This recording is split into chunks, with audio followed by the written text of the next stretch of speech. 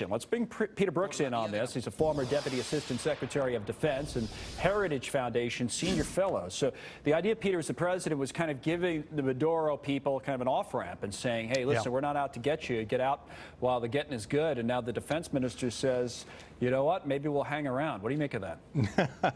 Well, I'm not actually surprised, as you can imagine, Connell, that these generals, these 2,000 generals, you know, they only have like 650 flag officers in the U.S. military. They have 2,000 or more generals in the Venezuelan military. Right. They've hooked their wagon to the Maduro. And they're going to stay there. He's helped them line their pockets through corruption and other means, including reported drug trafficking. So they're hanging in there right now, and we're kind of at a bit of a stalemate until this weekend. I think this weekend it could be a tipping point in what happens with the U.S. and other aid massing at the border with Venezuela, on the Colombian-Venezuelan border. So once it gets in, once that humanitarian aid, if and when, then maybe that tips things over. It's interesting, I was just told that this same defense minister who made these comments saying, reiterating what he described as his obedience, subordination, and his loyalty to Maduro, has actually made some negative comments about Maduro in the past. I believe suggested that he should resign and that kind of thing. But now your point is, once you're under the gun and the choice is either get out or stick by the guy who put you there, you stick until you can't stick anymore. That's certainly possible. Remember, there's a lot of other officers, as I mentioned. We're talking about 2,000 of them.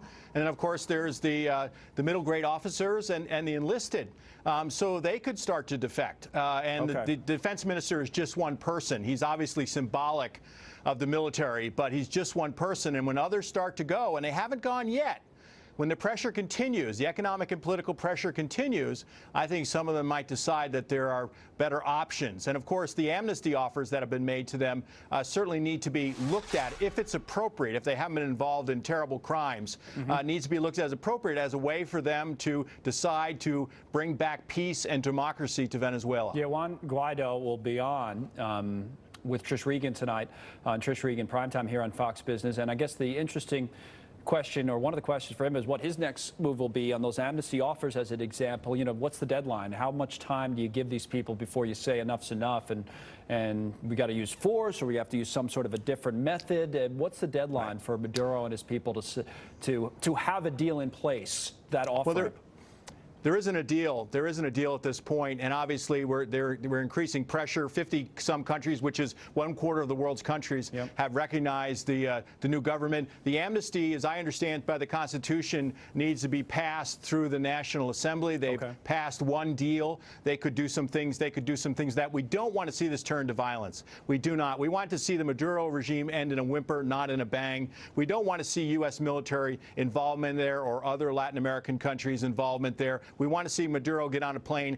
and go someplace, hopefully to pay for his penalties at some point, and that this country is able to turn a corner towards democracy and prosperity again. Right. Well, we'll watch it. We'll continue to watch it closely. This is all, we should point out, happened relatively quickly, so it hasn't really been that long. This has been a couple of weeks. Yeah, just a few weeks. All right. Peter, always good to see you. Peter Brookes with us today as we get back to domestic issues now.